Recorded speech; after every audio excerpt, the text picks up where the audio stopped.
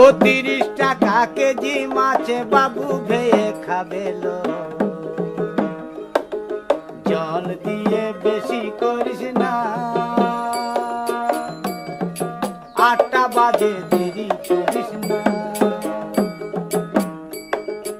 8টা বাজে দেরি করিস না।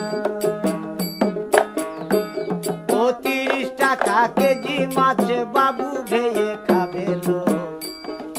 জল দিয়ে বেশি করিস না, 8টা বাজে দেরি করিস না।